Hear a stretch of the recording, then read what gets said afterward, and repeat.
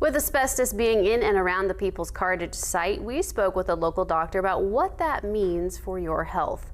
When something with asbestos catches on fire, it does not burn. It will break into pieces, and the microfibers from it can travel in the air and land wherever.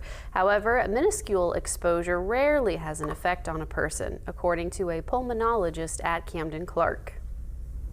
If there is material in the building with asbestos, it burns with other things and it gets disseminated in the air with like fine particle dust.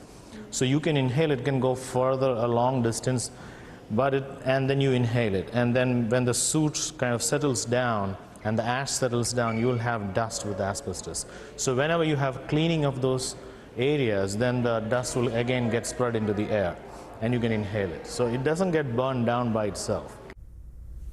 He says you are at risk if you are around asbestos for prolonged periods of time, anywhere from 20 to 30 years.